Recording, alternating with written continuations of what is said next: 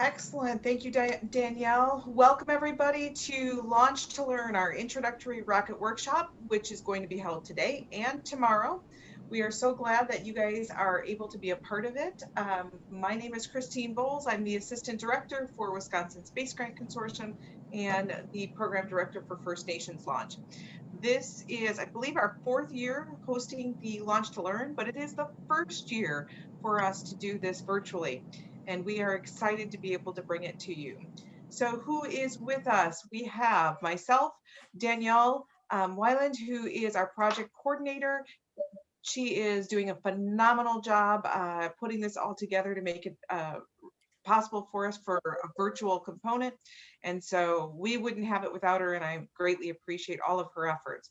Connie Engberg, our WSGC project support assistant, and she's the one that will be working with you with your reimbursements coming up, also with all of your registrations and your applications to the First Nations launch. So if you have not registered and applied, you need to do so, please. We need to have that information on hand. Also joining us today are Frank Noble, both our CRL, which is our collegiate rocket launch here in the state, and our First Nations launch technical advisor. And he is the one that you want to call when you have any questions about your rocket build. He's our technical person, and he is the final say for all of our rocket construction. Bob Justice, Illinois Tripoli assistant, and Bob has been with the program since the beginning, and we couldn't do it without him, so we're pleased to have him with us. Kevin Harnick, also another Tripoli assistant. He has been helping us since I think just about from the beginning, from when I came aboard. And he usually is the one, when we're launching here in the state of Wisconsin, the one that meets you out at the launch pad. And he also worked with us for our Launch to Learn workshop virtual a couple of weeks ago. From First Nations Launch, we have Aaron Ashley, and he is our project assistant. And he is the one that coordinates most of your reports and giving you your feedback. Mark Abatasaway, our FNL advisor liaison. And he is the individual, he used to be in the role of Aaron, but kind of trained him to come up behind him, and is now working with our advisors so that they can have all of the resources that they need. And he will be leading the close-up shots today or this weekend during the workshop. Also joining us, I believe, is Trent Cibella. Trent works for Sierra Nevada Corporation, which is the Dream Chaser. And Trent is he's an alumni from our statewide competition, whereas Aaron and Mark were alumni from our First Nations launch project. And then Jane Denali also, she is a kindergarten teacher, level 3 certified, and part of the AIAA as well. So we thank everybody. Now what I'd love to do is very briefly go around the group. And what we're going to want to do is just very quickly say your name, say your school, your major, and what you're hoping to get out of the workshop this weekend. So I'm just going to start calling names. And as I do so, please answer, and then if I miss you, let me know at the end. So let's begin with, actually, I'm going to start with Aaron Yazzie. Quickly, if you would like to introduce yourself. He's one of our judges, but he's also joining us to get his level 1 certification. Hi, everybody. I'm Aaron Yazzie. I am a mechanical engineer at NASA Jet Propulsion Laboratory, where I've been working for 12 years. And this is my first time building a rocket. So that's what I want to get out of it. I want to learn more about this side of things. I'm usually used to building payloads that go inside the rocket. Very good. Thank you, Aaron. Andrea Lopez Arguella.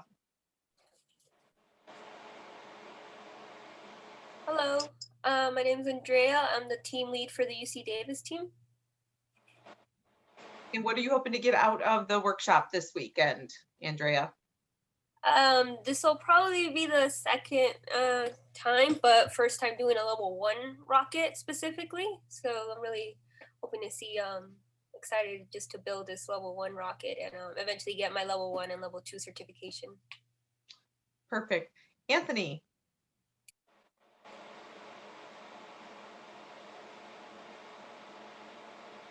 Um, can you see me? Can. Okay. Wow. Oh, sorry. I hope to learn more about the rocket and the different compartments that are required in it. Okay. And which school, Anthony? Oh, I'm part of UC Davis. Thank you. All right. Next will be Chison and then Cody. I was muted. Hello everyone. I'm Chison. I am the team lead for the University of Washington. But I'm currently stationed back at my home in Hawaii. I hope to become more knowledgeable about the anatomy of the rocket and hope to refine my simulations based off of this. Thanks, Chison. Cody, then D'Angelo. All right.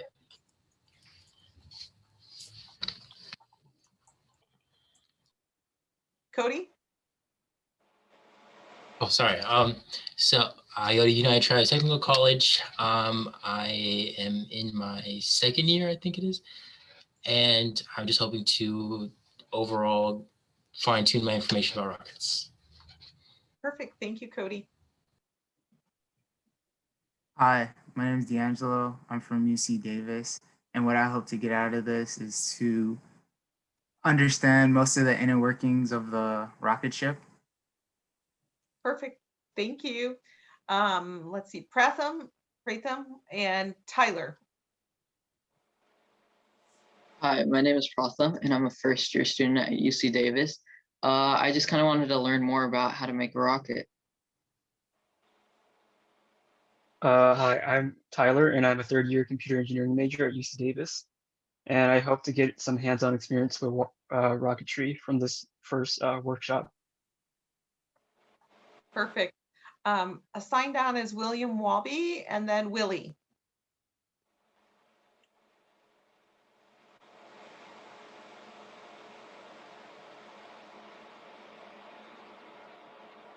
Who is signed on as William Walby?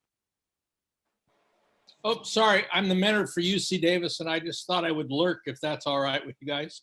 Absolutely, we love having you. All Great. right, Willie and then James. Hi, I'm Willie. I'm a computer and electrical engineer at UC Davis, second year. This entire project is a first-time experience for me when it comes to rockets, so I'm pretty excited about that. Thank you. Hi, I'm James. I'm an assistant professor at UC Davis. I'm the faculty mentor for our rocket team there. I'm in molecular and cellular biology, so yeah, all this is new to me as well. So I'm excited to get level 1 certified. And I'm here with my co-mentor, Maria. She can introduce herself. Hi, Maria. I'm the co-advisor for UC Davis. I'm also a biologist, so I'm excited to learn about rocketry. And I think in particular, I want to use this workshop to see how I can best help the team with the reports and everything that they need to do. Very good. Thank you. Thank you. Marlon and then Nikki. Oh, sorry. Was there something else, James? I just said thank you very much. Oh, you're welcome. Welcome. Hey everyone, my name is Marlon. From United Tribes Technical College, and I'm going to pre-engineering. And what I hope to get out of this is learning more about rocket sim. I need to improve in that. Excellent. Thank you. Hi, my name is Nikki. I'm a student at the University of Hawaii at Manoa and electrical engineering. I just want to try something different. I think this is like a really cool opportunity, and my daughter's super jealous right now, so even better. More props. I love it when the younger generation can watch and be inspired and hopefully be impacted to do something similar as they grow up. So good for you. All right, next, let's do Scott and Taylor, the other Taylor. All right, that's Glauert. I'm Scott Pink. I'm an S-Purse. I work at the University of Washington College of Engineering, head of the Minority Engineering Program, and I'm also the advisor for our ACES chapter in our FNL team. And what I hope to get out of this is actually to continue that we'll have an FNL team for years to come because Chison's graduating this year. Very good. I love it. And I like it that you're thinking long-term. And lastly, I believe it's lastly, Taylor. Hello, I'm Taylor. I'm from United Tribes Technical College. I am currently in pre-engineering. What I hope to achieve from this workshop is to learn to build a rocket and get my certificate and gain some experience from this workshop. Excellent. Did I miss anybody? All right. Well, thank you everybody for sharing a little bit about yourselves. That's great for us because we're going to be spending a lot of time together in the next 24 hours. So it'll help us to know you a little bit better as we go along. So one of the things I do want you to notice is as we go through the presentation, you're going to notice that there are 4 different screen colors. So if it's blue, that means we're doing an overview. It's the fundamentals. If the screen is green, does mean that we're going to be in a build part. If it's gray, we're in the midst of doing a rocket simulation, and that's when you're going to need your rock sim. And then if it's yellow, it's talking about competition support. One of the things to remember is on the screen down in the left-hand corner, you're going to see that there is a handbook reference. And so if you have your handbook open, you'll notice it'll say, not probably for this one, but it will say something like page 9, figure 6B, something of that nature. And that will tell you where you can find references in your handbook. Next slide. And so what does our workshop schedule look like? Tonight, introduction, we're going to do a lot of overviews, and then we're going to begin to do our pre-fit, and we'll do a little bit with epoxy because there is one component that we want to see built and dried before tomorrow morning so that we'll be able to fully complete your rocket by the end of tomorrow. What are some of the expectations for the workshop? So number one, we're on a Zoom platform. We know that you guys are probably very used to Zoom or Microsoft Teams, depending on what your campuses are using. Danielle is our moderator, and she's going to be helping us with all of our technical difficulties, and she is phenomenal. We want you to keep your camera on. As tempting as it is to not have it on, we want to be able to engage with you. So please keep your camera on. If you need to step away to go use a restroom or something happens, feel free to turn your camera off, but we would greatly appreciate it to have your cameras on because we need to see what you're working on and how you're coming along so that if there is something that we notice, we can address it right away. And that's what we have our team here for. If you can raise your hand, you can use chat, you can ask questions verbally. This is interactive and we don't want you to think that you cannot ask us a question. Please, please, please do so. We want you to keep your audio muted when you aren't talking, just to help us be able to be heard, and especially when we're giving instructions. But when we're in the midst of building, when we break from the instruction, you can feel free to open up that microphone again.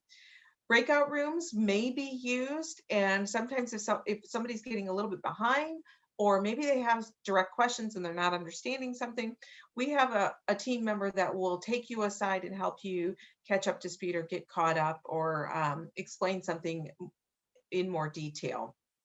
Your Launch to Learn handbook. So that there is that reference on the corner of the slide that you're going to be able to correlate with the handbook. Feel free to take notes. Each section has a notes part. We encourage you to take notes so that you remember things down the road, especially if there's something that we say and it's not in the slide. So you have that for the future. And then also we have the overview section, which is sections 1 through 12. The build section is all in section 13, and then project management and page references, those will be and certification, my apologies, 14, 15, and beyond. And one of the things that we are not going to cover is project management during the workshop. We typically do if we're in person, but due to the time frame, we needed to shave a little bit of time off. RockSim, if you have not done so already, we need you to install your RockSim. Connie should have provided a key to you. I believe that happened today, and our apologies for being behind on that. There was a miscommunication on my part, and so we hope you got it. If you have any questions, please chat Connie, and she'll be able to get you all set up. And then we have the rocket build. So instructors will walk you through the build one section at a time. Please, please, please, please, as much as you may be tempted to go on and go ahead because you think you know what's the next step, we're going to ask you, stop. Please go along with our mentors, with our instructors, step by step, because we want to make sure that you are building a safe flight so that when you do go to launch and get your certification, that we know that it is a safe rocket and that you'll be able to get that level 1 when you do launch. So perfect. The workshop materials and supplies. You should have gone through that. The list is here. The list is also on page 8 of your workbook. Please make sure you have everything that's listed. You also want to have your rocket. You'll have the rock sim. You should have your camera on, your computer, and your handbook. So what are our objectives? Our objectives are that you are going to learn what it means to design, build, and fly a high-powered rocket. And now remember, this is only an introductory workshop. We don't have time to go in depth for every single component. So we're kind of giving you that high-level overview so that you at least have an idea about all the different components to building a rocket. We are going to build a high-powered single deploy kit rocket. We will be referencing dual deploy throughout the workshop and try to tell you a little bit about the differences, but the main purpose is to build that single deploy, and we will be building a lock precision caliber ISP kit. So you are also going to have, and I heard many of you say, Ed, I want to learn a little bit about simulation. You're going to learn basic understanding of rocket flight simulation, and that is through RockSim. So we are going to import the Caliber Kit rocket into RockSim, and then we're going to build it, and we're going to analyze a flight by the end of this workshop. And lastly, we want you to understand, what does it take to become level 1 certified? What are your responsibilities? And what's the responsibility of your local Tripoli Rocketry Association or NAR chapter?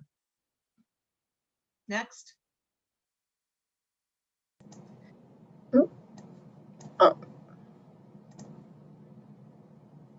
We're going to let you watch this just briefly. All right, here we go. 10, 9. Oh.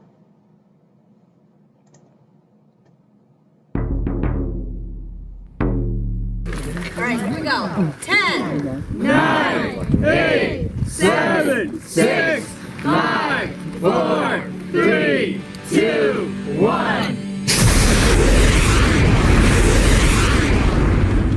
The First Nations launch has been just an amazing opportunity for me. It's made learning physics fun. You don't have to be an engineer to be a rocket scientist. No matter what team they're on, everyone works together. It allows you to apply the knowledge that you've learned in class and actually see it come to life. Really been life-changing, Mind-changing, world-changing, and I learned so much.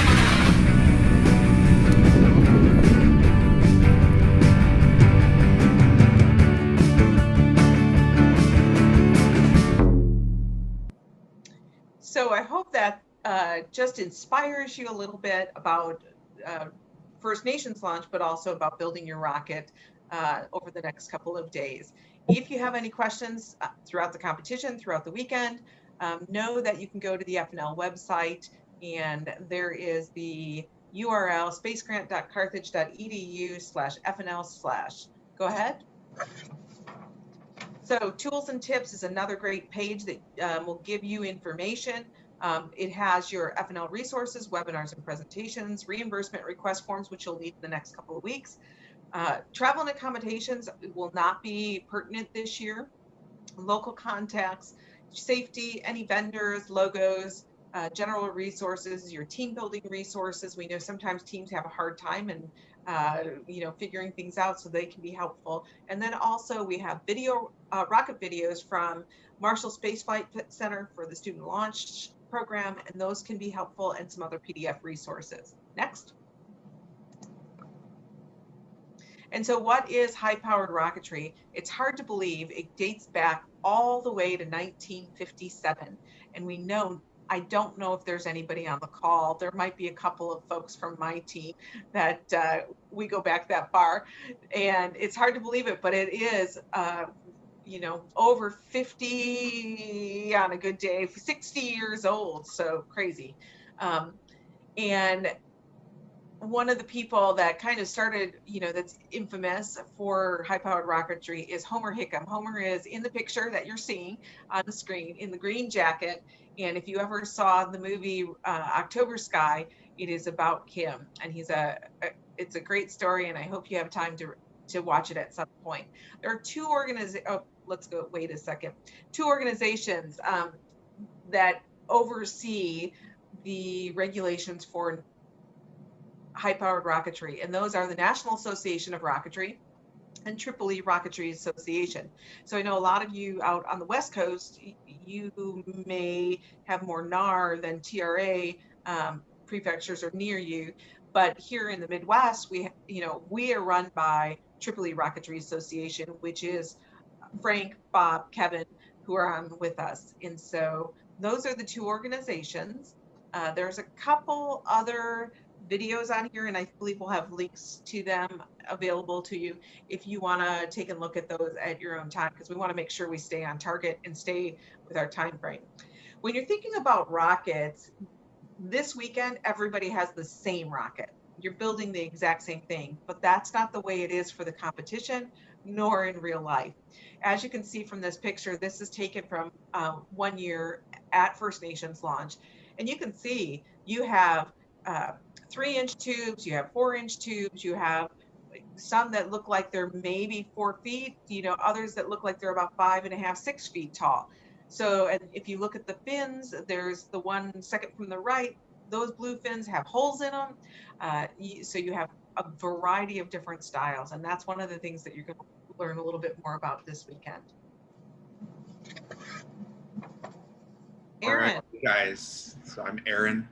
I'm here in Tucson, Arizona. So you guys have probably seen the flight profile for actual First Nations launch, but this is kind of a generalized one. The one on the left is a single deploy. That's what you guys would be building with this level 1 rocket. And the one on the right is the dual deploy, which is more like the FNL competition rocket. And the only difference, they both have launch power descent. It coasts up until apogee and has a motor eject. But then coming down, the one you guys are building, that's the only ejection event, and it'll come down on one parachute. And then the competition one with dual deploy will have a smaller drogue parachute and then a ejection charge activated by electronics lower to slow it down. And then the next slide is more detail on the competition one. You guys have probably seen this many times before, but just to review, it launches, gets to apogee. Around your apogee, you have your anomaly happen and reports your separation, and then comes down on drogue. And then for your main deployment, that generally recommended to happen around 300 to 1,000 feet, but ideally we would recommend around 500 feet. That's the one you would dial into your electronics to set that at, and then it lands on the ground. So for what you guys would be building, the single deploy, there won't be any electronics in it, so there's not like an avionics bay per se. So it'll just have the booster section at the bottom. That's what the motor goes in, where you stuff your parachute into, and then sustainer section of this kit will be fairly empty, but that's the top part near the nose cone. And then inside that booster is where you put all the centering rings and couplers, and that's a lot what will be a lot of the time tonight or tomorrow will be is putting that booster section hardware in.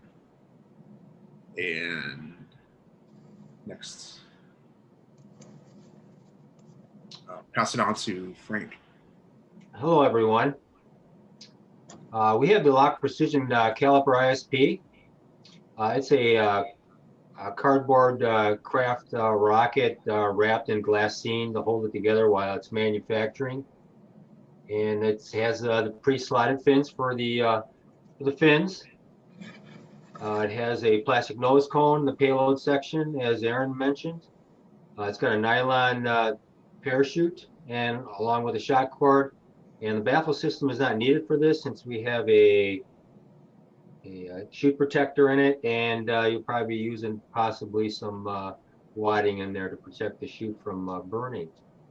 Otherwise, it's a standard high power kit for your level 1 certification.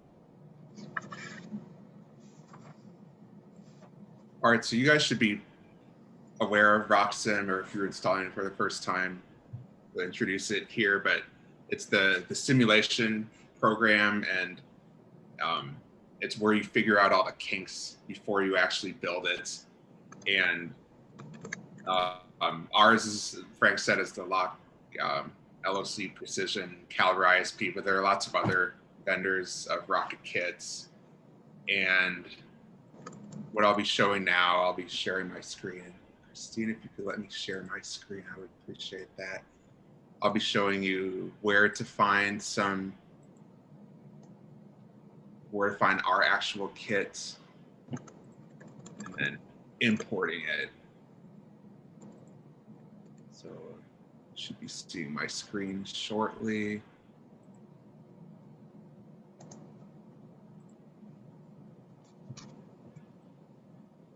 So rocketry reviews.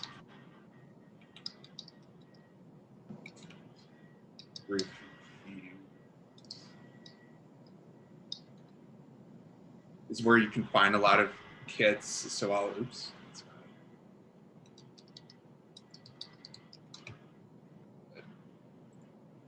Rocket reviews. If it's not clear right now, you guys should have RockSim opened up. You are going to go to this website and just walk through with Aaron about how to get your kit loaded into RockSim. So you're going to want to follow this step by step. Yes, thanks. Let's see. If you guys have the actual presentation, you can click the link in there. It's the RockSim library.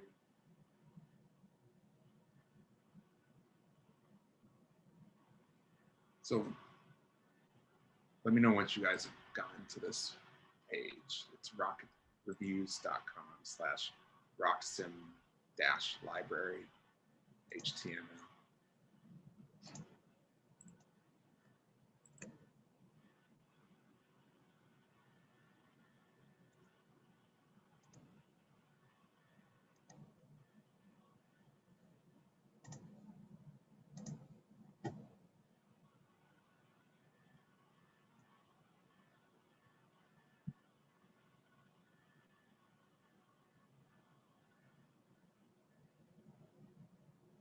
All right, so I'll see you guys have it up. So this display RockSim files for, and then a bunch of manufacturers. You can choose Lock Precision, and then go, and then it'll filter by that. And then you can use the Control F for Caliber ISP, or just search Caliber as one word. And then you guys should find the one uploaded on 1999, January 1st, Caliber ISP.rkt. And then what you'll do is click on this design name here, and then this download button here, that the RKT file is the RockSim file format. So go ahead and download that. Aaron, would you mind just going back one step and repeating? Sorry. Thank you. Oh yeah. So close your browser. So we'll start with this RockSim link here. So Rocketry Reviews is where you find the models, and they'll have our Lock Precision kit. So just follow this link in the slides, and Danielle posted in the chat. Thank you. Just click on that and then filter it, the vendor, display RockSim files for, filter that by lock precision or LOC/precision, and hit go, and then that'll show a list of all the files, RockSim files that have been uploaded for this manufacturer. You guys able to see that? Okay, cool. And then Caliber ISP, it should be near the top under design name, Caliber ISP. That's the clickable link. So go ahead and click on that. And then that's a picture of the rocket you'll be building. And on the right side, that's a screen cap of an older version of RockSim. But you download the file with the green download button and the link next to it. So just go ahead and click on that, or let your computer allow the download. And then you should be able to click on the actual file if you're on a Mac downloads folder or wherever you have your files go to, and it should open up the program if you have it installed and activated already. So I'll give you guys some time to get that file open, and I'll full screen my version so you guys can get a better view. And Aaron, it does look like we need to finish up the section at about 6:35. You have about a minute possible. Okay. So if you guys have gotten to this screen, one thing with these simulations is somebody else built it, like the manufacturer generally doesn't build these. So it's good to check the size. Don't trust the model, verify it. So Mark, if you could hold up a centering ring, I'll open one of these centering rings. So under your components, double click that and you can see the outer diameter, 3 inches. And then I don't have the actual ring in front of me, but you can take a tape measure and verify that the centering ring is actually 3 inches, 3.0 inches. And it's recommended to do that for most of the parts here. But that's about it for the intro. I'll pass. And you know what, Aaron? My apologies. I was thinking that we were still on rocketry overview. You can go further in depth. We have till 6:55 if you need it. Oh, okay. Frank was a little short on his part for the rocket build. So how are you guys coming to? Do you guys have RockSim open? Were we able to get this file open? Yeah, we have it open and are able to check the centering ring. We're with you, but that's just us. I don't know if anybody else. Anyone else? Anyone having trouble opening it? I'm just having troubles finding it on Rocket Reviews. What page are you on for Rocket Reviews? The link that was sent in the chat. Okay. So you're on the RockSim library? Yes. Were you able to filter the vendors at the top to lock precision?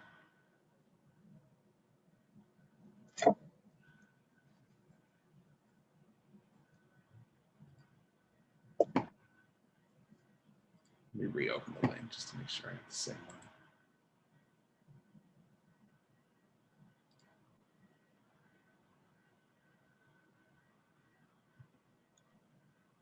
Okay, I'm on the lock precision. Okay. Page. And it should be about the 13th one down, Caliber ISP, under the design name column. Okay, I found it. Okay, yeah, cool. Thank you. Yeah, no problem. So that'll open up the page and then the download link is in that page for that file.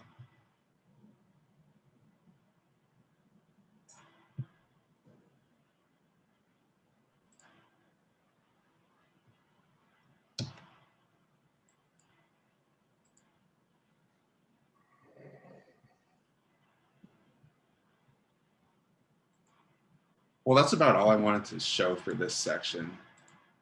I just want to make sure you guys all have RockSim open and the file loaded, though, before I yield the time.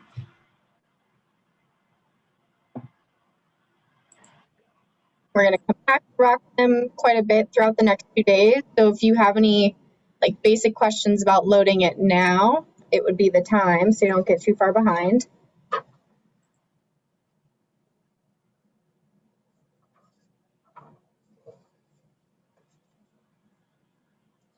Aaron, Maria is asking if they should save the imported file or just open it. I would save it once you open it, and then save it to something that's specific to you, like add level 1 to the file name, just because we'll be changing it tomorrow in the next sections.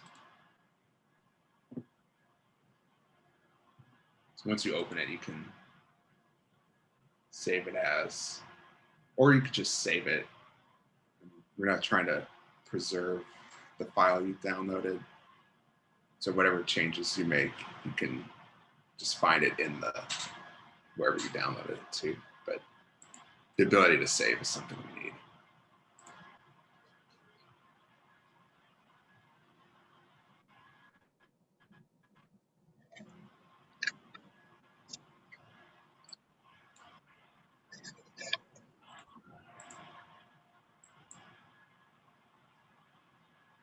And since we have time, do you want to walk them through like what each of those buttons at the top toolbar is maybe, and just some of the main features of the screen?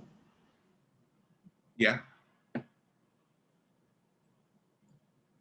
So the main window is components. That's the list of every component in the rocket. And we went over before, sustainer is the top part of the rocket, but it kind of considers sustainer as the whole airframe. There is an option to add another stage, which we're not doing here or in the competition. So sustainer is sufficient, but nose cone, that's shown down here. Payload section airframe tube, that's, if you double click it, it'll show you highlighted in blue on top of the black background. So it's this top tube is what that is. And then the various parts within it, the coupler, bulkhead, on and on. And then up at the top, we weren't really using these buttons as much. The very top, I mean, this is if you want to like make a new rocket, if you need to open something from the program, which I generally just double click it on my desktop. You don't really need that. And the save, yeah, we'll never use print. These are for simulating, but we usually use these tabs. So these tabs up here, the second one is the one you'll keep on for the most. That's where your design components are and where you'll be manipulating the most. This first tab you'll hardly ever use. This is just where you set up, is it a single stage rocket and what equations you use, just keep it as is. Don't change anything on this first page.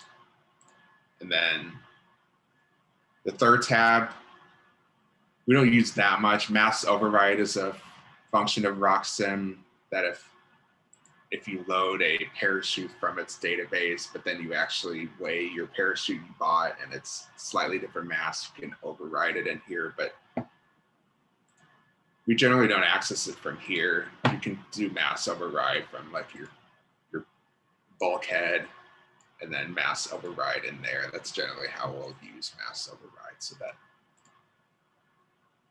don't use that, don't use this. This is the coefficient of drag override. There should be no reason for you to use that. And then simulations we'll be using a lot.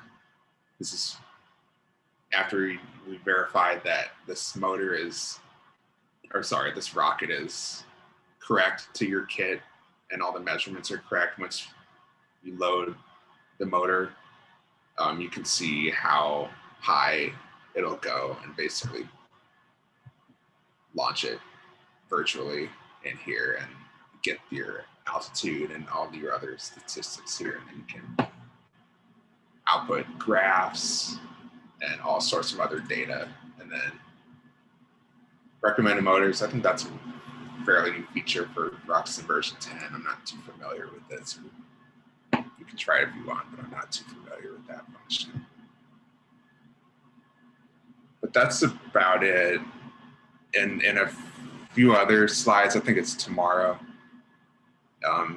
I'll go through how to load an engine file. If when you go to load your motor, it's not there. It's actually, if I go to look for my engine, it's like, oh, I bought a Aerotech H100, and it's like, oh, it's not there. What do I do? We'll cover that tomorrow. There's another website you can download custom motor files from. Do you guys have any questions about the Roxen user interface or in general?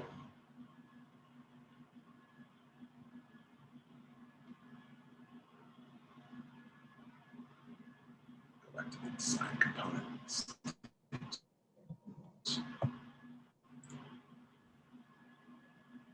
And if you want to add a component, say you want to add an altimeter to your payload section tube, which will be empty for your rocket, but hypothetically, if you wanted to, you need to highlight that actual tube and then go to add a new component over here and then add a altimeter. You treat that as a mass object, so you'd hit mass object, and then it can be one of these, most likely not. Oh, they do have some altimeters. So say I want to add an altimeter, Jolly Logic altimeter 3. You can choose that from the database, click OK. And it has its weight as 10 grams. You can verify that if you had a scale. And then you can choose where on the rocket it'll be. It's this little M down here. That's what it represents a mass component as. It's like, oh, I want it to be right near the bulkhead. So you put it there and then do, okay, that's adding a component.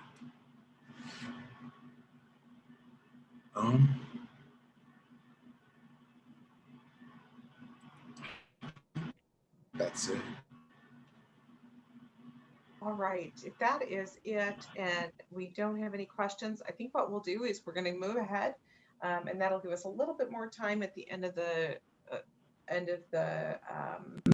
workshop tonight to be able to make sure we have all that we need to do for doing our epoxy. So Mark, I believe you are set.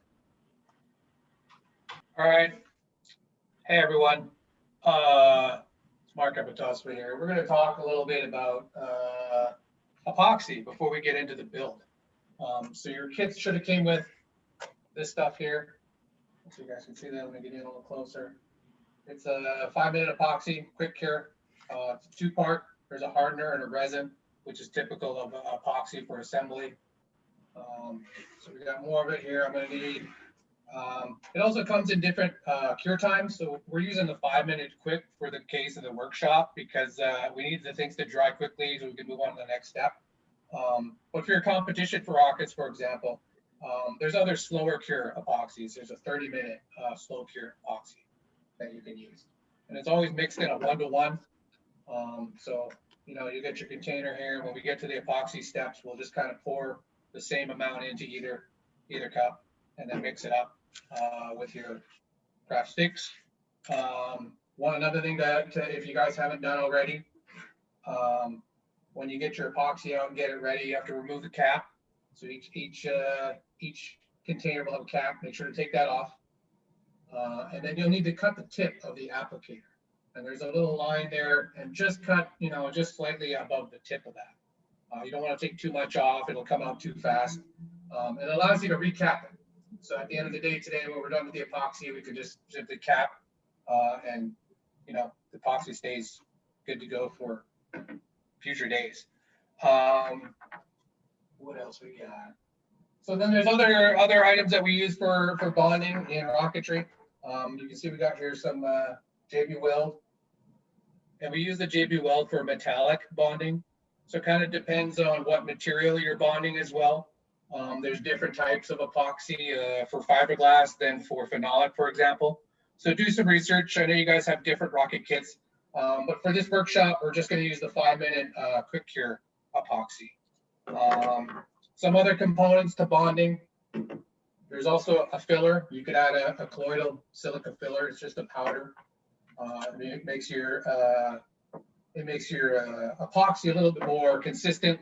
Like ketchup, depends how much you add. You could make it like peanut butter so it sticks. We won't be using this in the workshop today, but just to show you guys, let you know about fillers you can add to your epoxy. And then we'll go over some of the fillets. So you can see in the diagram, I'm not sure how clear the diagram is if you're not familiar with fillets. So basically, I have some practice fillets here we're going to look at. It's just, you know, say this is your fin, this is your airframe, and this is your fin. You're going to tape it up, and the steps will come in handy later when you see this. And then you're going to mix the epoxy. You'll put it in between the two tape. And then when you peel the tape off, you're left with a nice fillet. So hopefully you guys can see that. You can see where the epoxy is. It's kind of a different color. It's transparent in the middle there, right? So those are epoxy fillets. So hopefully you guys all should be familiar now with the epoxy and how we'll be handling it here in a bit when we epoxy our center rings onto our motor mount tube. I think that's everything. We'll turn you over to Frank.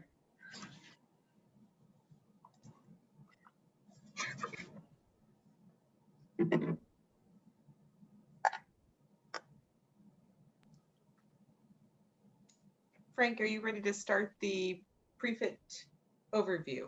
Yeah. Hello, everyone. What we're going to be doing is a dry fit if you haven't done that already. That's the main thing to do to get this rocket to fit properly before we apply the epoxy. Let's see, everybody got the centering rings in their hands? See if it'll fit on your motor mount tube.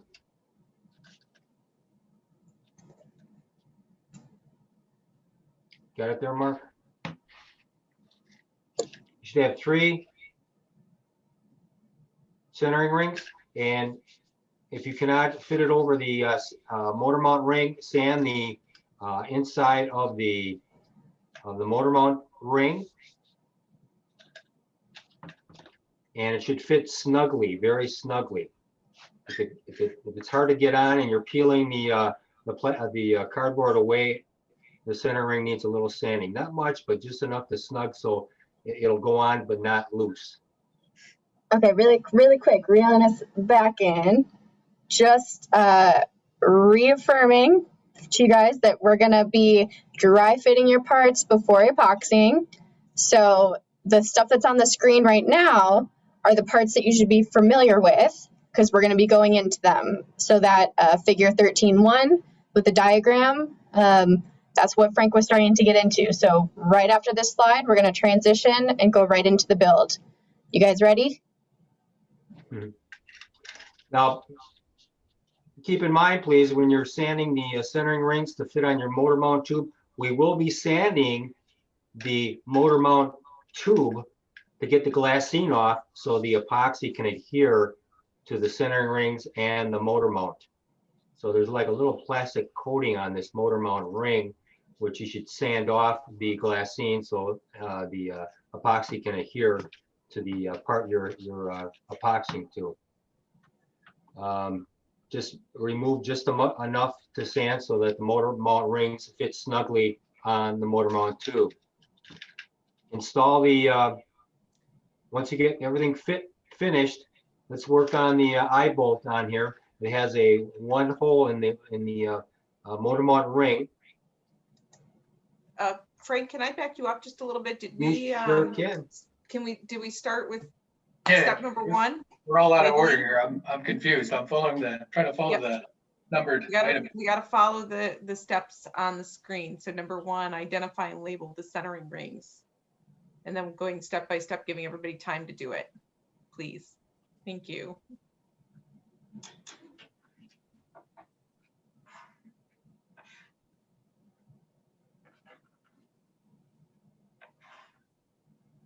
So everybody should be looking at their rings, and there should be 3 of them. The one that has 1 hole in it is your forward ring, and on that you want to put the letter F. And the one that doesn't have any holes should be your mid centering ring and put an M. And then the aft should have 2 holes, and you should put the letter A. This is going to be important for you to make sure that you have the right ring placed on your motor mount tube. Okay, go ahead, Frank.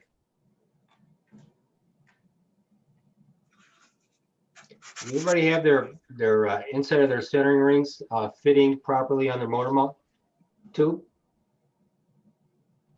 No, I have to kind of sand mine a little bit. Okay. Don't forget to sand your motor mount tube. If you sand too much, you don't want the ring to be too loose on the tube. Okay, So thank you. you sand a little bit on the motor mount tube to get the glassing off. And there's a technique of doing it by just taking your sandpaper and putting it on your hand and spinning the tube itself, or doing this action. Yep, just like Mark is doing.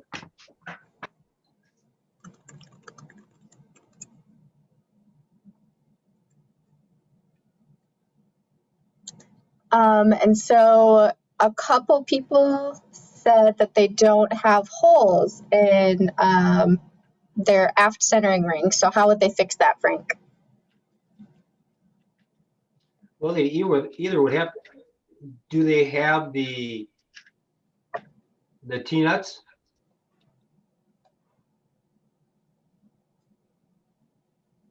I don't think they know what T-nuts are yet. So Okay. we just walk them through how to get the holes into the aft centering ring. That can come later after we mount the aft centering ring.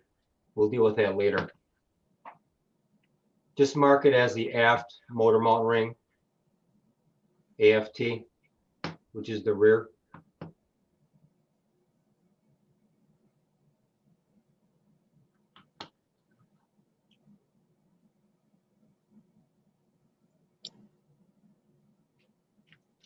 Everybody have their centering rings fitting on the motor mount tube yet? If you do, take your forward ring that you have marked with an F and install the eye bolt on the forward centering ring. It does look like we still have some folks that are sanding, but I am going to say we have one, Andrea, if you could open up your video so we can see what you're doing, so we can make sure that you're on track, that would be helpful to us. Andrea, sorry. Yeah, I'm still sanding. My apologies. Mine are sufficiently not fitting. There's quite a big difference between the rings and the tube. So can you go ahead and show that? And Kevin, will you keep an eye on what Andrea is doing, please? Absolutely. Perfection.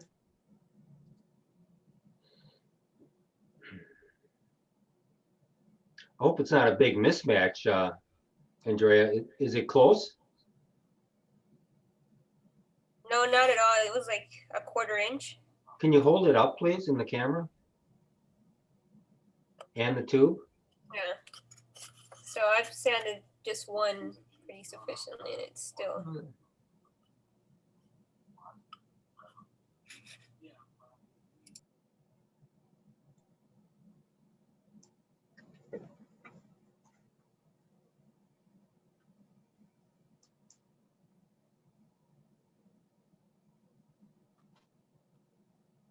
Andrea, are you sanding just the centering ring or the tube as well? sand both as instructed. Is there a burr around the edge of the motor mount tube? A what? A burr kind of mushrooms over. It makes it harder to slide the ring on. No. Okay.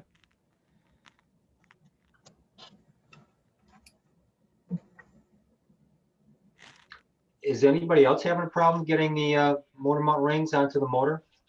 Are we all, most of us all pretty good? If you have problems, please speak up now, and we'll have people help you. And I would also say, if you're done, when you're done sanding and you have that the fit, give us a thumbs up in the chat, or R for you know, letting us know that you're ready to go on to the next step. That helps us. How far down should the mid ring go? We're not there yet, so we'll do measuring stuff in a couple slides. But for now, I'm just worried about the fit and making sure that the parts are all there. So mine fits to a certain extent. I don't know if I should sand it some more. Do you want to show us up close, either on your camera or James's, either one?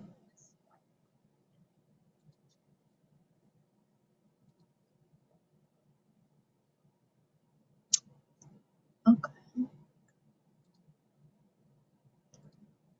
That looked pretty good. Kevin, Frank? If it's not if you don't have to force it very hard, you're doing okay. That's fine, I think. Right, as long as you can move it up and down, it doesn't have to go real easy. Just it should fit on there snug. Yeah, I mean it fits, but it doesn't. It wouldn't go down more than this. I guess I could turn it around and change the rings. If you sand a little more on the motor mount tube, it might make it a little easier for you. Yep. Okay. Thank you.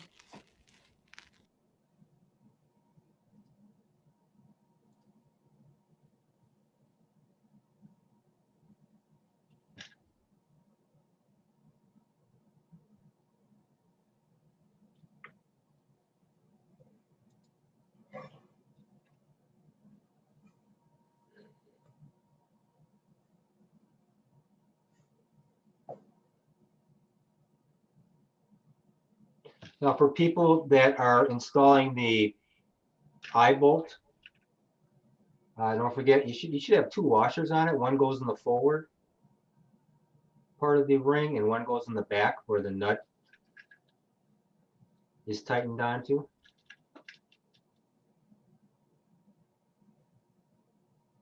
That's the forward ring with one hole in it.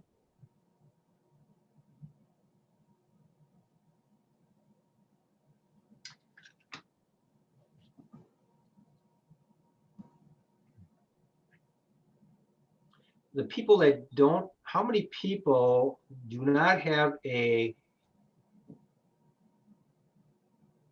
aft motor mount ring that does not have holes in it? Is there quite a few or two? Mine don't got any holes in it. Do you have a drill? Do you have a drill by chance? I mean, a power drill? Surprisingly, yeah. You do? Excellent. You're the man. Do you have something to drill on?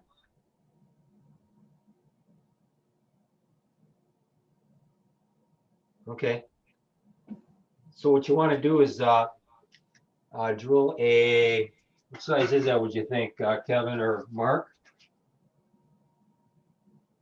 3/16? I think Do you have maybe. do you have a drill bit? Oh, this looks like a 1/4 inch, don't it? I was going to say, I think I did a 1/4 inch when I did it 2 weeks ago. Some of them have the smaller T-nuts, because I have two kits. One has a bigger T-nut, one has a smaller. So you got the big ones or the small T-nuts? Who's that? Is that Marlon? What can Mark? Can you? Oh, there you go. A little bit closer so we can see that. There you go. That's what a T-nut is. Pictured at the bottom. Left to the aft. Yeah. Okay. You got the. Yeah, it looks like the So small. I go with the 1/4 inch bit. If you have a 1/4 inch bit or 3/16, that'll be fine. Yeah, I do. Yeah, and just draw a center line through the ring, and just drill it in the middle between the two. And that could be later, or if you want to do it now. But we're going to keep on moving here.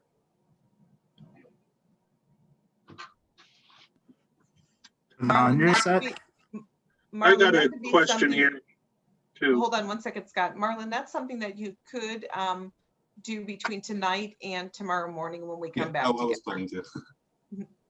I was just going to suggest if you wait until later, it might make a little more sense where to line everything up. I think I said that. You probably did. And then for the rest of you, you can insert your T-nuts into your aft ring if you do have holes. That's right. Just push them in. You might need to hammer them in. Tap Might need the back of a something hard to tap them in.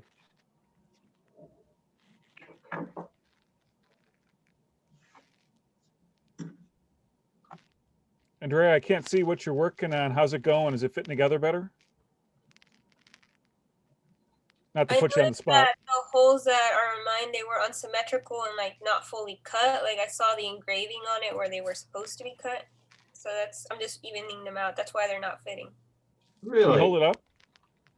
So this one was probably the most unsymmetrical out of all of them, but yeah, this one's, I had to sand off a big chunk on this side.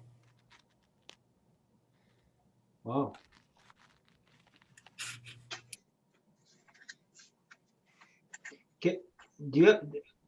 Can you take a picture of that, Andrea, with your phone and send it to us, please, before you destroy the evidence?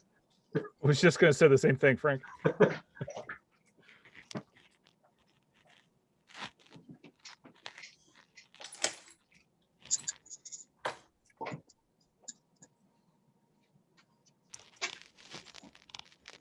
Where's my phone?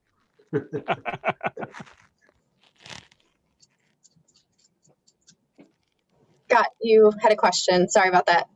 Never mind. I got it figured out. Okay, and then D'Angelo, I think you had a question. I saw you coming off mute. It was on the underside of F. Do you need a washer and bolt as well? On that eye bolt? Yeah. Yes, you need a washer in the front of it where the eye is, and in the back where the nut goes.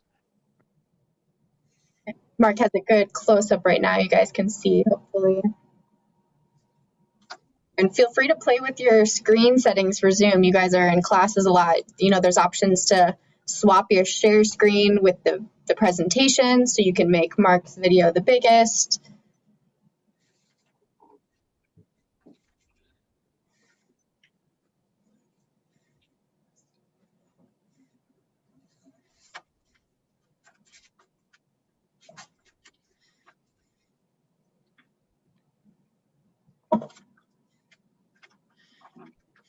I think I'm installing the eye bolt on mine, and I don't have an extra nut for the back. Okay, well, you don't have an extra nut? Yeah, my kid only had one nut, which I put on the front. Okay, well, then you have to put the nut on the back side then. Okay. Yep. Just keep the washer in the front though. Looks good, D'Angelo. Actually, there's no nut that goes on the front of it. Just the washer goes on the front. Some of them came with, mine came with nut. I got 2 nuts and 2 washers on each of my 2. Yeah, I think the standard is just the washer on the eye bolt, and then the nut in the back is sufficient. Actually, I'm sure there were probably extra parts thrown in the kits whenever they felt like it, but. D'Angelo, you're looking great. You got your T-nuts in there. You got your eye bolt. You're good. So if you guys are done with the steps that are on the screen, you can put an R in the chat. Say you're ready to go. That'll help us. Thank you. R, like that. I'm with you, Danielle. I like it, D'Angelo.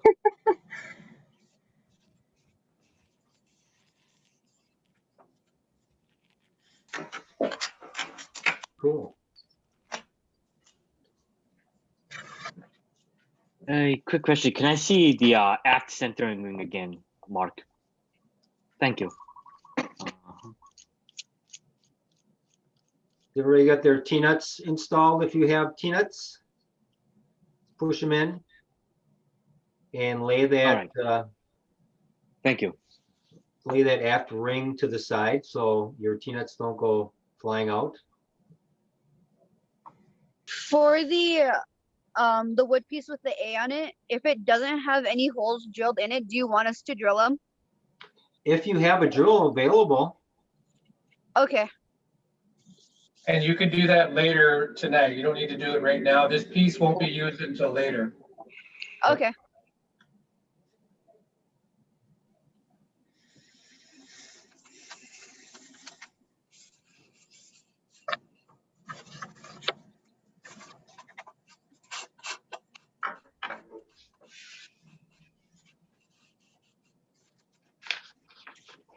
We have about 2 more minutes in the schedule for this step.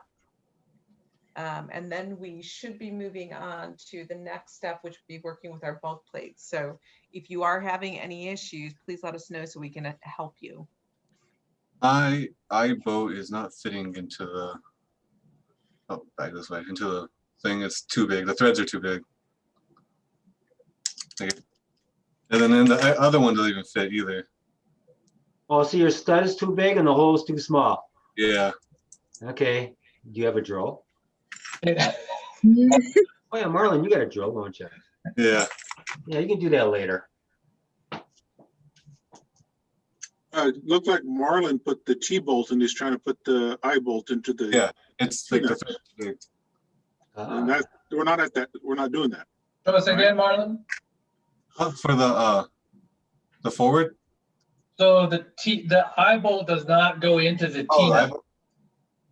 They're two separate things. The eye bolt is in the. Oh, it's the ring. Oh yeah, my bad. Good catch, Scott. Thanks. So maybe not drill that part. Yeah. Nice catch, Scott. There you go.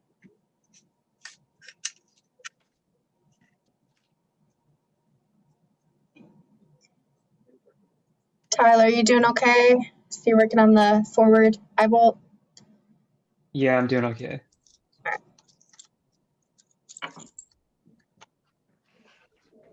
How about code? Can't see what you're working on. How you doing?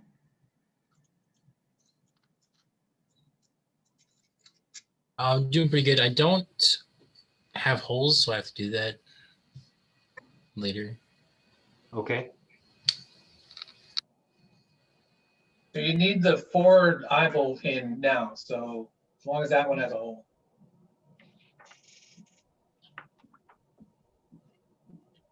Do you have the eye bolt and stuff that you can put in there on that forward one right now, Cody?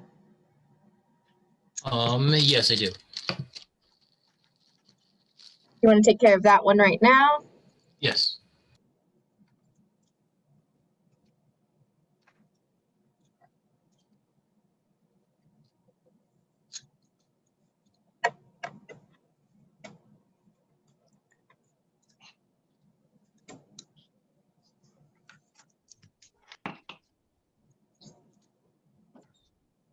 Do we think we are ready to go on to the next step with the bulk plate? Andrew, did you get your centering ring to fit your motor mount to? Not yet, but I understand the instructions. You guys can move on. Okay, thank you. And if anyone wants to move into like a separate room to work through stuff with Kevin, you can send Kevin a chat or you can send me a chat if you don't want to say it out loud, and we can just move you into another room for one-on-one work. Okay. Bob is available too to do that. Yep. You can use a rotary tool if you have one to sand a lot quicker.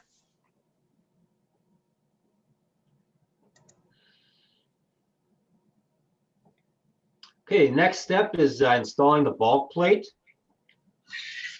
The bulk plate should be just a 3-inch disc with a hole in the center. Thank you, Mark. one nut on the eye bolt side of the center of the ring, and a small washer and nut on the back side of the bulk plate, as shown, as Mark is showing, and as the typical shows here. I keep getting my screen in front of it. And should have a eye bolt, a nut in the front of it by the eye bolt, and a nut in the back. In both, you get a washer in the front and the back.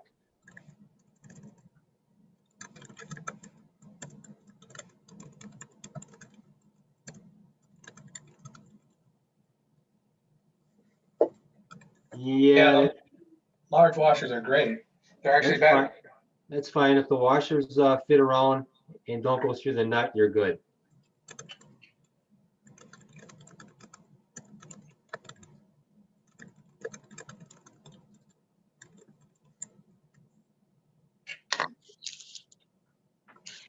As long as the washers don't go through the nut, you're good. If they're a little big, that's fine.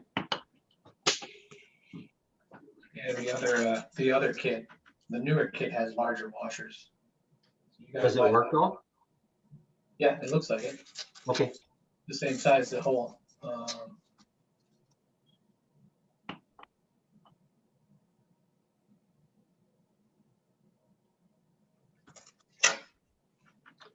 Okay, once you get your eye bolt into your bulk plate, you just snug it down tight, best you can.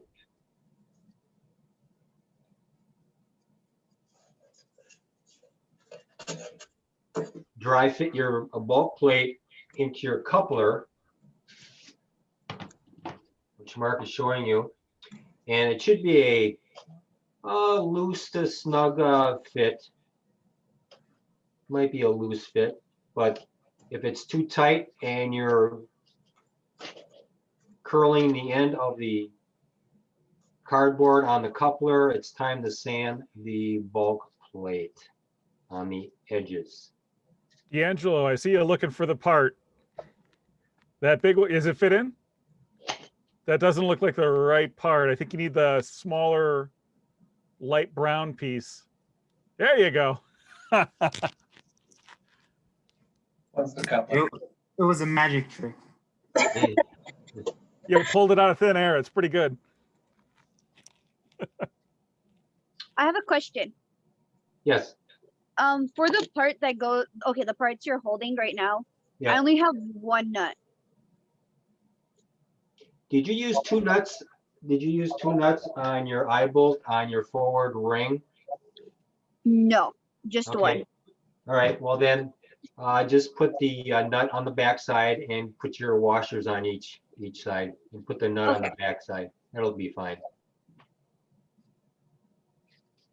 If you're handy enough and you got a scrap pile of parts laying around the house or your workshop, that's a 1/4 inch nut. If you think you have an extra somewhere.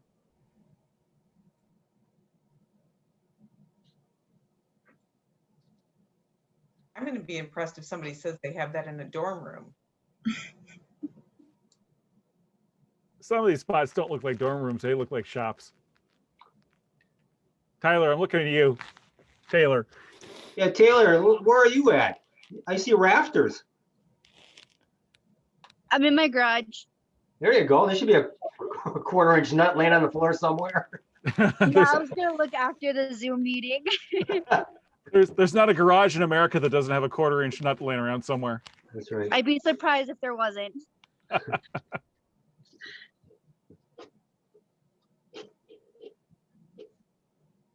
For our eye bolt nuts, you said just hand tight is okay, or do we need to find some kind of tool to tighten it to a good? If you have a tool, you can tighten it down, but later on we're going to be using a little epoxy on the end of the threads to secure it. Gotcha. Okay.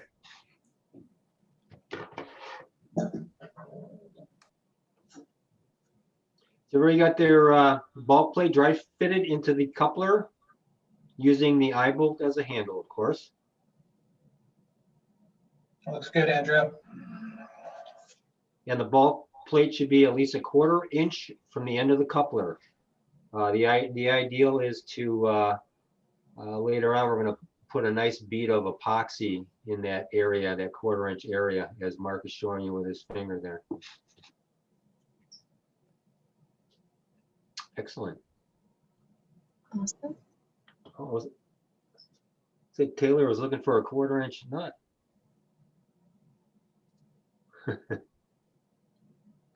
How's it going, Aaron? You got it? Marlon, how you doing? All right. Nikki? Good, great.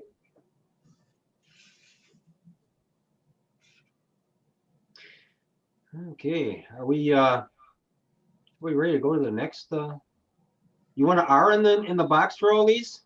We're not, What's we it? have to do step 4 yet, Frank? I already did that. Already in.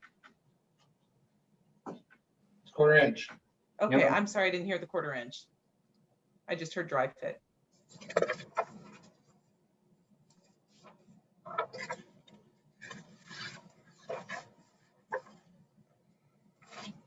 If it's too loose and it won't stay at that 1/4 inch, that's okay. We'll direct you later on how to keep that in there. Tyson, you almost there? I see you're measuring. Yeah. You kind of eyeball it a little bit. Yeah, you can eyeball it. A trick to get it in too, sometimes if the lips kind of burred, you could put it in diagonally and then turn it once it's inside. Right.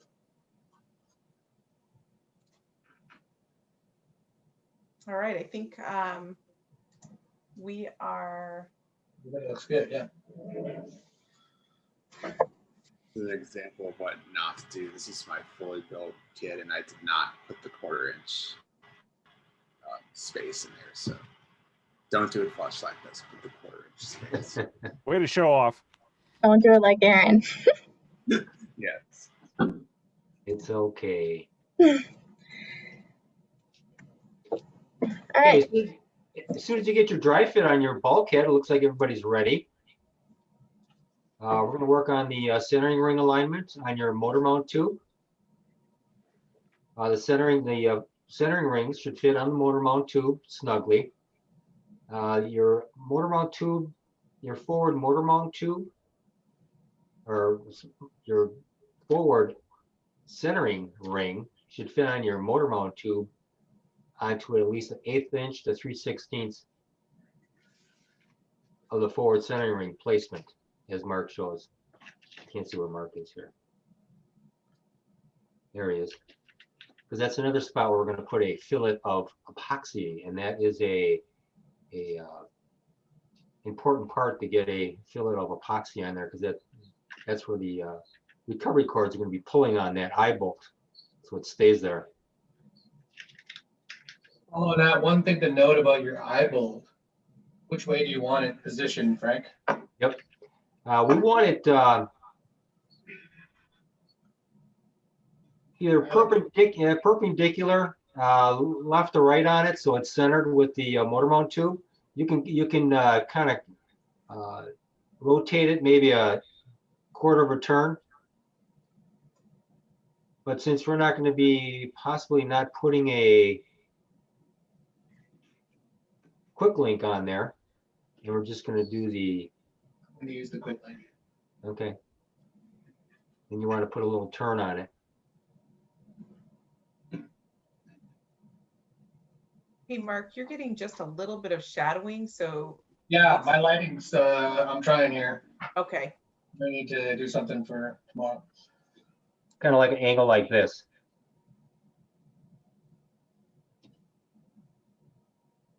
This is when it's straight. Yeah, maybe we'll turn a little bit, D'Angelo. And just turn it a little bit. Just like that. You don't want the edge overhanging the edge of the centering ring. Right. Right. The object is that you don't want the eye bolt to hang over on the motor or the airframe.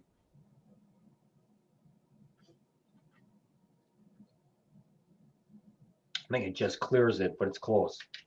Kevin, is Willie's good? He did his. surveying the crowd here. Once you get your forward ring on your motor mount tube, at least 1/8 to 3/16 into the tube, mark it, please. And I would mark the top and the bottom with a pencil that you were supplied with. Hey, Willie, could you hold it up? I couldn't quite see it.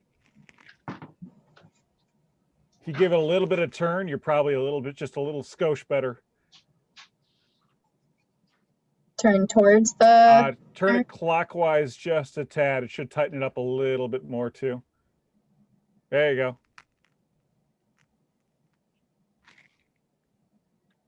Perfect. Thanks, bud. That's it. Once you get the forward ring in, that's the one with the eye on it, the eye bolt. Draw a circle on the bottom of the ring and on top of the ring. Both sides. Both sides, yes. Kevin, I think Anthony was putting his up to be checked. Yep, looks good.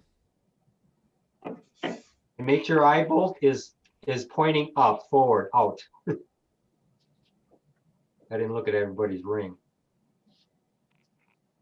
Looks good, Aaron. Looks good, D'Angelo. Chison looks good too. Yep. How's it coming, Taylor? Good. I have that part done. Okay. Tyler, have we seen yours yet? No, the rings are like a really tight fit for me. So they'll probably need a little bit more. Yep. Sand. Yep. Okay. Vicky. And if hold it up a little more. I just want to make sure that it clears the center ring. Is going to clear the airframe. It doesn't go over the edge of the center ring, does it?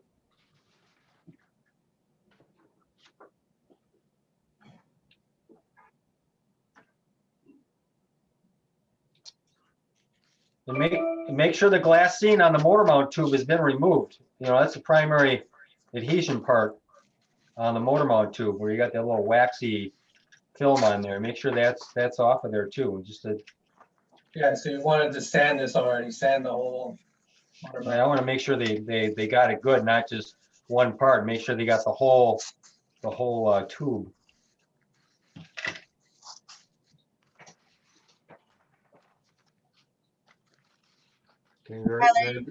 You can rip off a little piece of sandpaper. It might be easier to work with so that you can really kind of get inside of the centering rings and sand that down. Okay. Right, just like this. If you have a piece like this, just go like that. Just take your tube and hold your sandpaper and spin the tube. You get a lot of meat out of that. Just like this. You can go up and down like this. And if you put gloves on too, that's a important part when you start building a rocket. You know, a little PPE.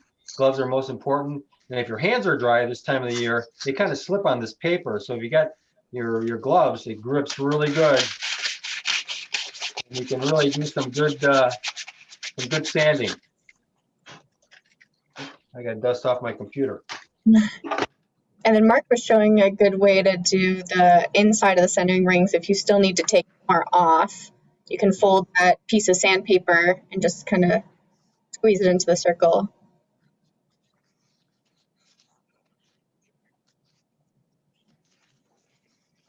Hey, Andrea, how you doing? Or if you have that wooden dowel, wrap the sandpaper around the wooden dowel and use it to sand the inside of the ring too.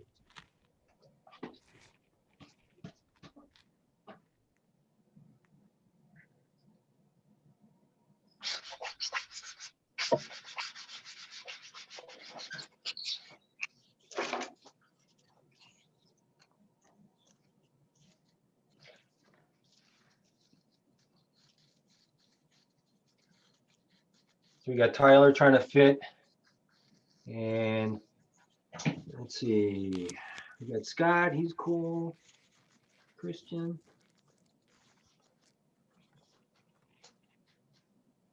Anthony's good. Cody, we haven't checked on you for a little bit. How you doing?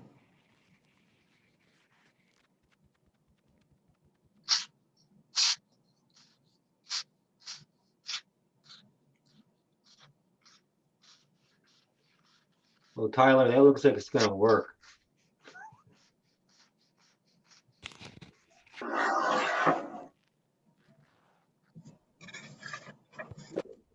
Oh, keep working.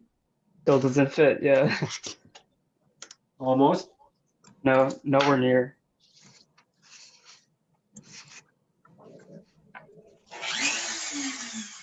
Uh-oh. I hear power. You guys got a rotary tool. I'm sure Taylor has one in her garage there. This will take some sanding. This will take some material off real quick. Is that forward center ring sanded at all, Tyler? Do you know? Yeah, it's sanded a little bit.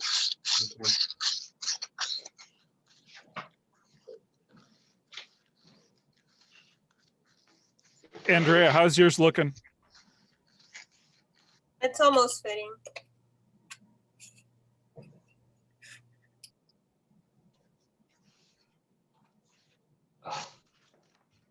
If you put the sandpaper on something hard like the dowel or maybe something a little bit larger, it might be a little easier to stand it. Yeah, even wrap it around your craft stick too, and tape it if you have to, and then scrape it.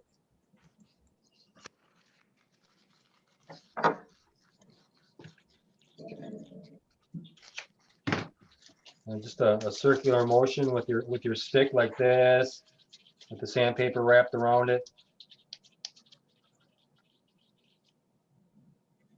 Get most of it off.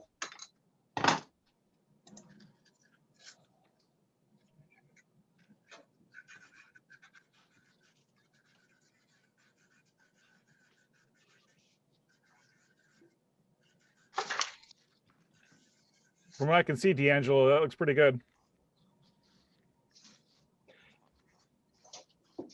Thank you. I learned from the best. Tyler, come on, man. Let's get her done. How you doing? I got the F ring to get on, so that's good.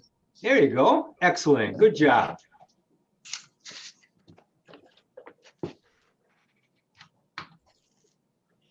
Okay, don't forget to mark 1/8 or 3/16 from the end of it and mark it with your pencil, please. Okay. James and Maria, you guys doing okay? Just a thumbs up, good, okay.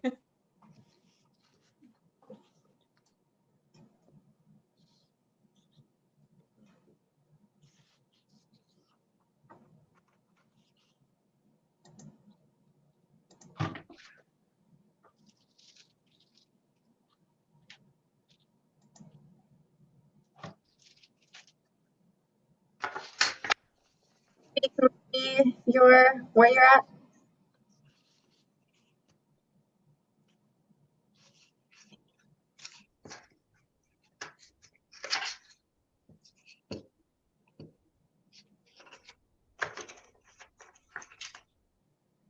Cody. See where you're at? What's up? We see where you're at. Oh yeah. That's what you're talking about. Got your lines around it, Cody? Have you drawn the 2 lines around it? Yeah.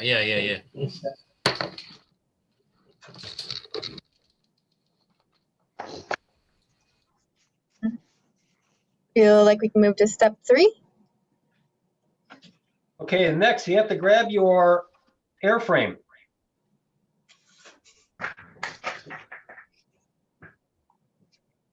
And your ruler. Or a ruler. They should all be the same, right? And you should measure from the aft end of your airframe, which is the back end where the fin slots are, to the forward fin slot. And note the measurement. And the measurement, as you measure from the aft end of the airframe to the top of the fin slot, it should be approximately 5 1/4 inch, as the picture shows. Are we good with that? Can we all confirm that? Are we good? Thumbs up in the picture? Yeah. All right, great. I'll give you another 30 seconds to measure that. Did you say 5 inches? 5 1/4 inch, yes. Mine's under 5. From the aft end to the top of the fin slat, huh? Yeah, I could try to hold it up real quick. You're not measuring just the fin slot. You're measuring from the very back of the airframe tube. Yeah, back of the airframe tube. Oh, okay, then yeah. Yep. Okay, yeah. If anyone's wondering, that measurement is about 1/4 inch, so 5 1/4. That's right.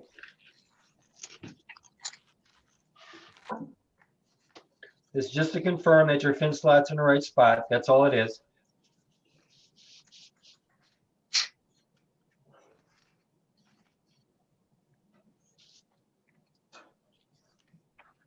Now take your pencil.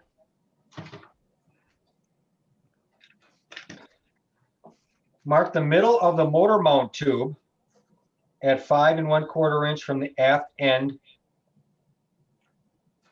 for the centering ring placement. So you take your motor mount tube and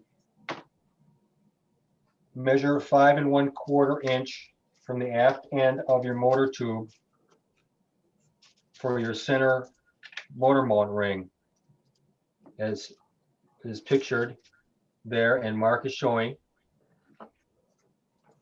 And mark it, and I would mark it probably in about 3 spots on that 5 1/4 inch. So when you slide your centering motor mount ring in that position, it'll be straight and even. Because if you don't want that motor mount ring misaligned.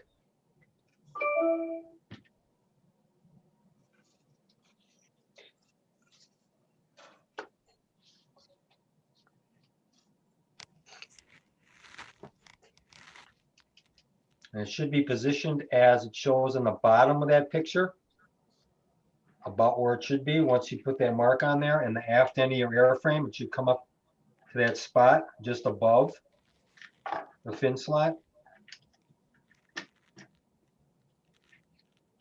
And just at the front, draw 2 lines around that center ring. The mid Right, the mid centering ring should be just above the fin slot, correct. And then to verify.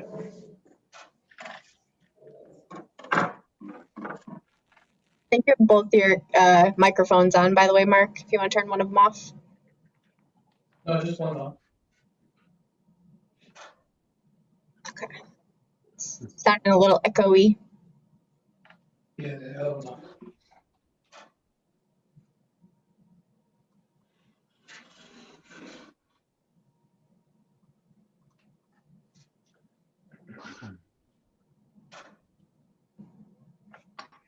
Okay, once you get your centering, your mid centering ring marked, let us know.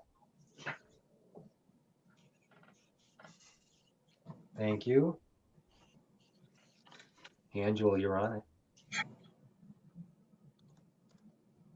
Tyler, Scott.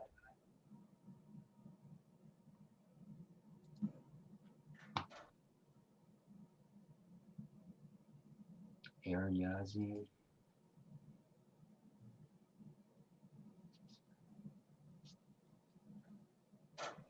Andrea, what are you doing? How you doing? Still sanding them down, but I've marked my tube. Okay. Nikki, how you doing? Excellent, thank you. Marlon's working on his drawing skills. So I also believe your guys' motor tube is shorter than mine. So my kit is it's like a 22-inch tube. So don't let that deceive you. Did you get the bigger tube this time, Mark? No, this is the old kit. This is last year's kit. Okay.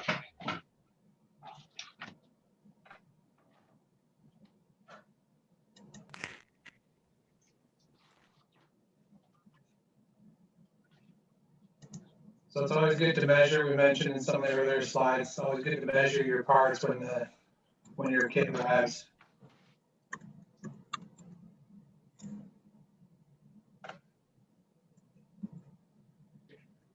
Tyler, how you doing?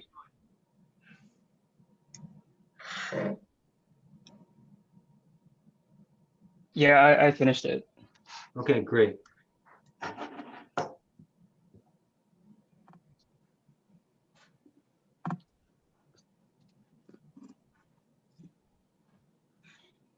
Looks like everybody's done. Everybody done?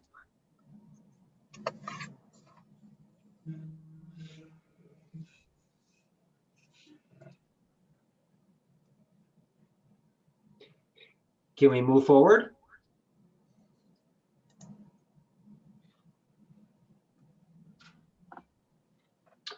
Okay, we're gonna be working on the airframe now. We're gonna see if these fins fit in your fin slots into the airframe for adhesion later on. And the object is, as Mark is showing you, see if your fins take the tang of your fin, which is the part that sticks out, of course, and put it in on a 45-degree angle into the slot and slide it in so it fits snugly, not loose, just snug, as long as it goes in. If you have a cardboard slag in there, just take that out with your knife, and it should be a snug fit. If it doesn't have a snug fit, take your craft stick, wrap some sandpaper around it, and use it just like a nail file, and scrape it along the inside of the slat. But don't make the slat real loose. Just make sure that when you put the fins in, they are kind of snug, and your fins don't go all floppy. Just like what Mark's showing there. See how rigid they are in there? Yeah. That'll help with the alignment significantly. Is it okay if one's like a little loose? Yeah, you can't do nothing about it. Yeah, if one's loose, that's fine. That's fine. Okay. All three are kind of snug, you're good. There's always the chance too that it'll fit better in a different fin slot. So that's why we don't want you guys to oversand, the fins, because they may fit differently depending on where you place them.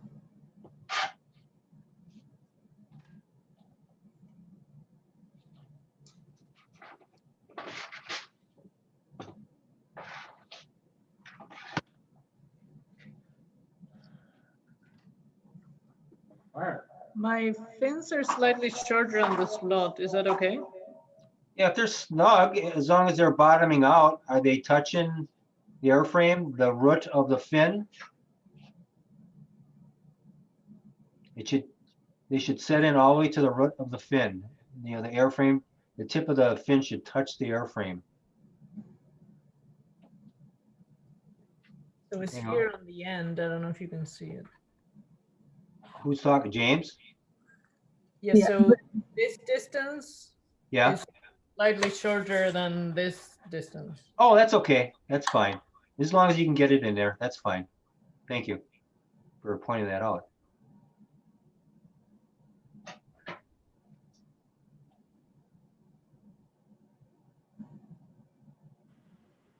Whoever asked about the loose fins, that's what the epoxy is for later. I hope so.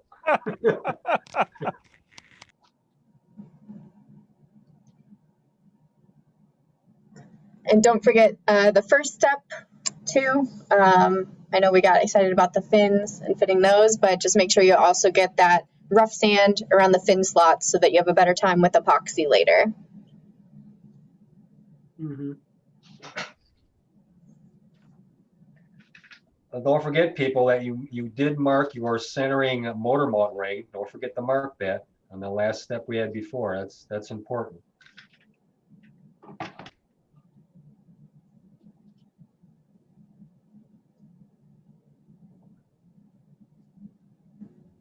And as Mark is showing you right there, he kind of sands the the fin slots, like maybe a 1/4 inch, 3/16 outside those fin slots, just to get rid of some of that plastic coating on there, that glassine.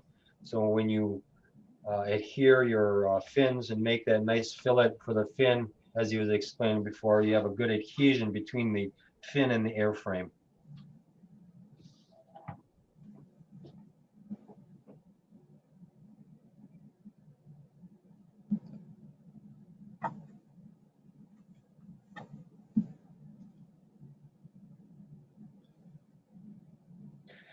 Are we sanding the seam on the nose cone? Are we doing that really, or we're just gonna just I think talk about it for a little bit? yeah, for time, once you explain it, they can do it tonight or before tomorrow morning. Yep. Okay. Thank you. So we have 2 more minutes to wrap up the fin slot sanding and fitting your fins, and then Mark's gonna, or Frank will tell you real quick just about the nose cone, which you can do tonight, and that's just a real quick sand.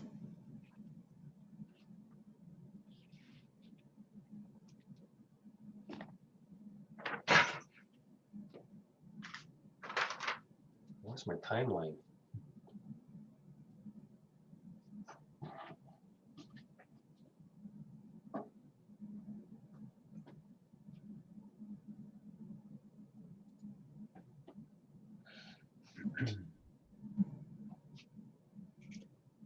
Hi, Connie. We haven't forgot about you.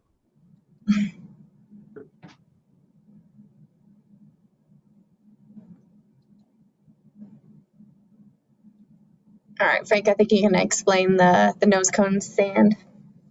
Okay.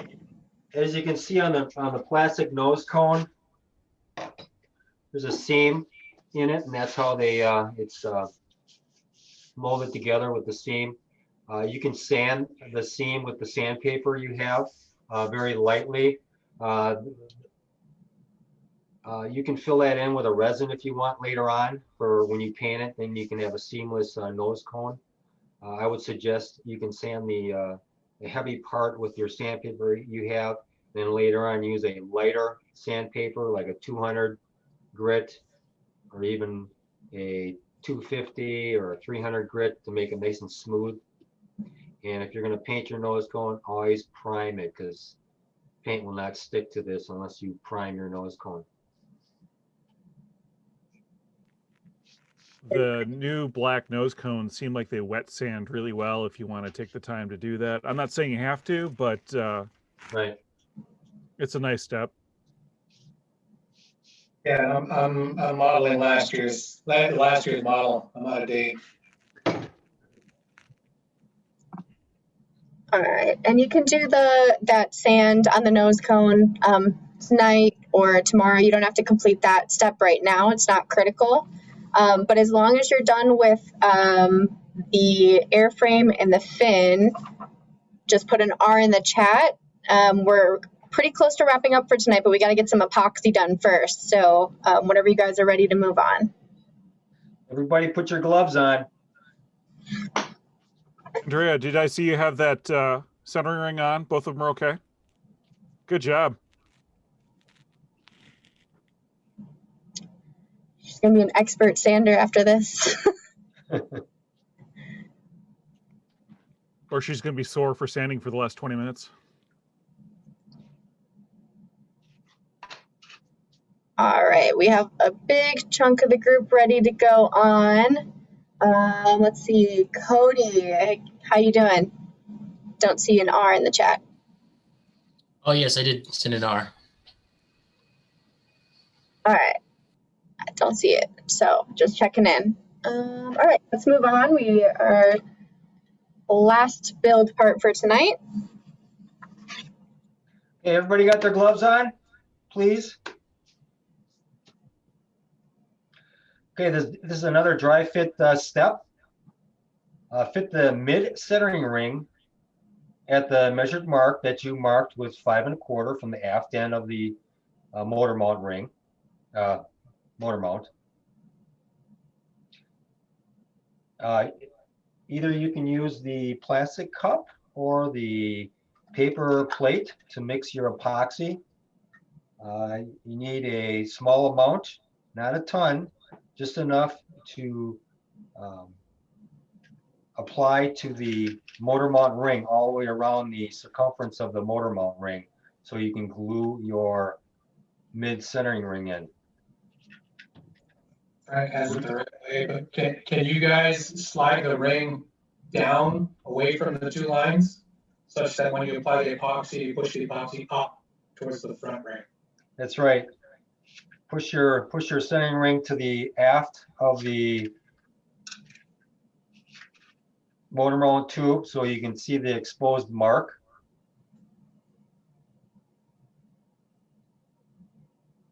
And remember where that mark was when you had your centering ring on there. So once you apply your epoxy along that line, and when you push your mid centering ring up, you'll be at that same mark to stop your motor mount ring at that location. So it's 5 1/4 inches from the aft end of the motor tube.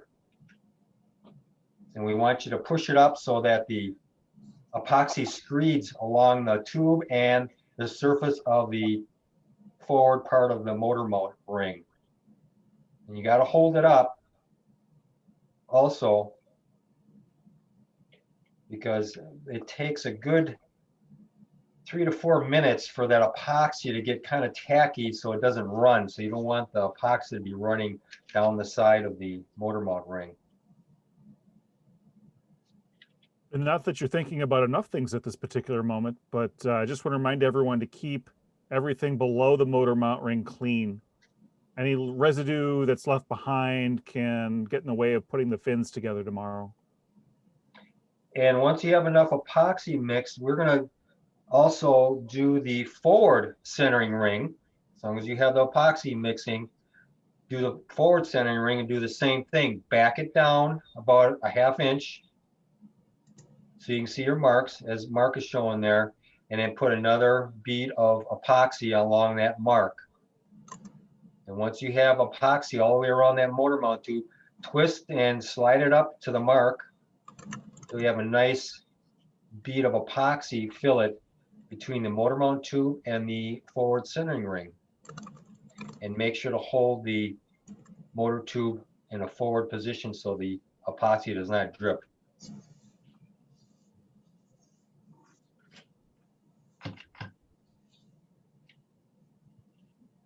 So we're just doing the centering motor mount ring and the forward motor mount ring with the eye bolt.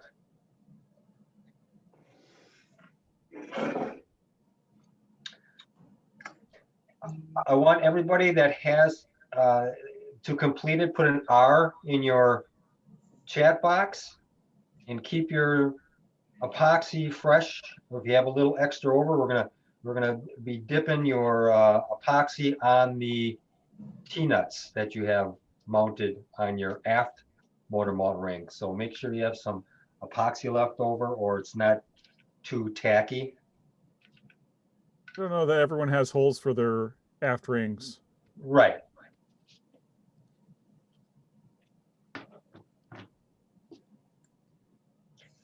But they can get the idea on how to epoxy the T-nuts, the ones that don't have the holes. They'll get the idea. The bottles that Mark has, are they the same ones that should come in the kit? Yes. Because it doesn't look like I have epoxy. I have gloves, but that's about it. What team is? I was gonna say for United Tribes team, only my kit has the epoxy, and I'm not in town. Uh-oh.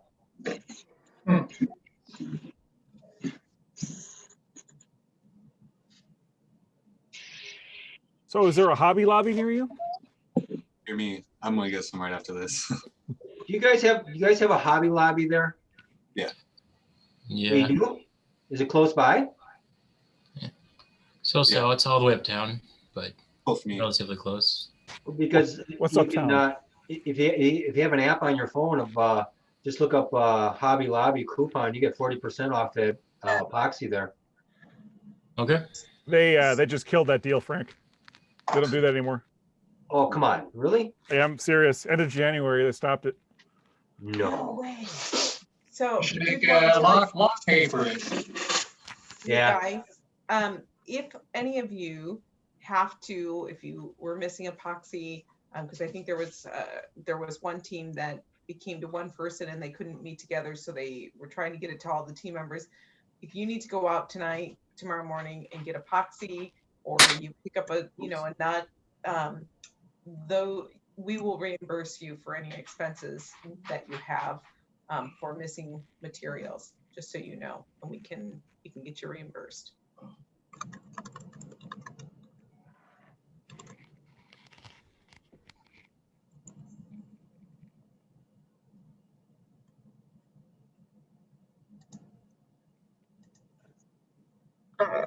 And we just have a couple minutes left. So at this point, you should have already had your epoxy mixed.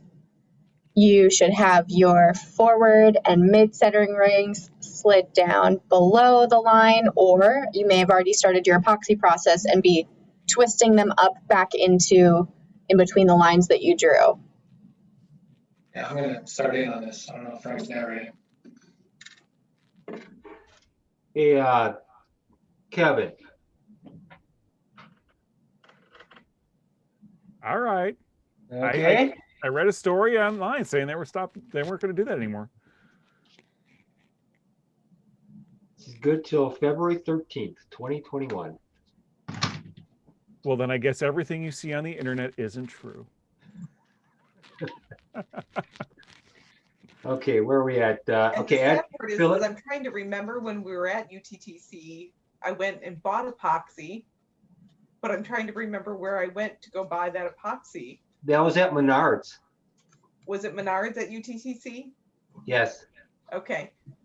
Must have been at Hawaii that I went to a small little place.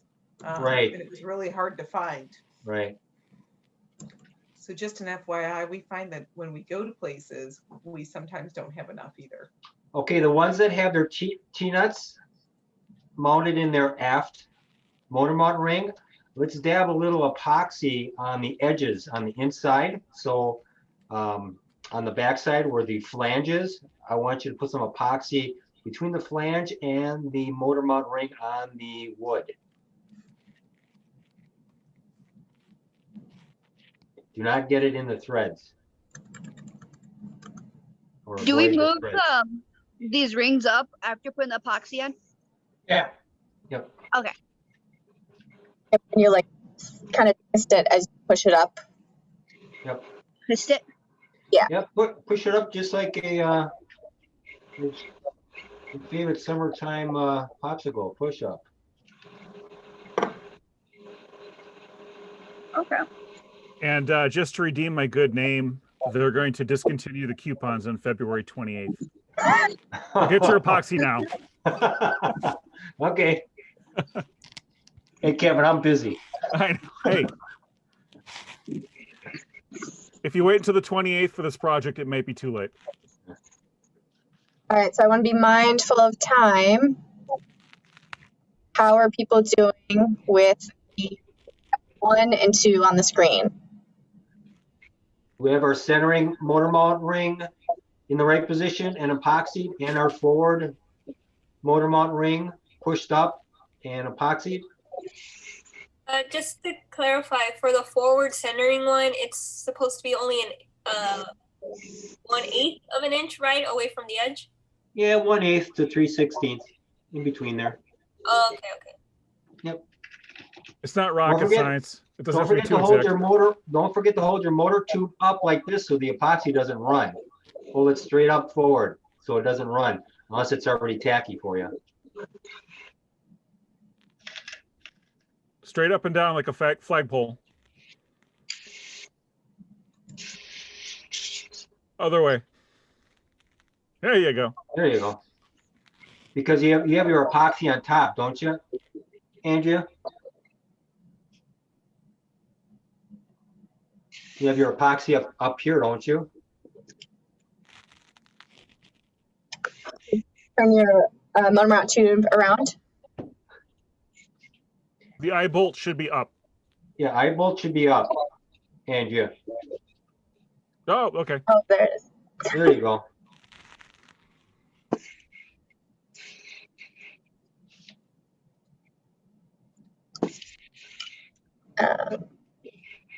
For time, do we want to leave step 3 through 5 for tomorrow, Christine? Yeah, we'll go do a review. Trying to remember your slide. In addition,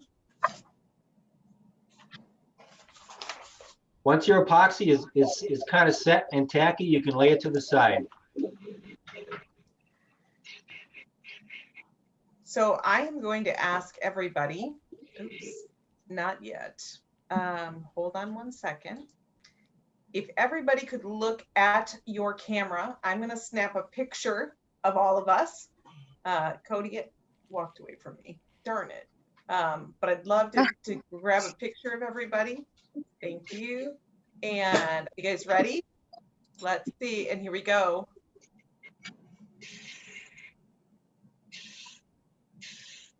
Oh, we have to do this again. It was a bad picture. Oh. So I'm just going to say, we're going to try one more time. You guys ready? All right, here we go. 1, 2, 3. Almost. All right. Perfect. Excellent, guys. Thank you so much. Because we want to capture this. All right, so a little bit of an overview for tomorrow. Who can tell me what are the 2 types of rocket structures? Turn on your mic so you can just answer, shout it out. Single deploy and dual deploy. Got it. Single deploy and dual deploy. Who can tell me who is the manufacturer of our kit? Lock Precision. All right, Scott, you've answered 2. You're no longer allowed to answer any more. All right, name the 6 phases of the single deploy flight profile.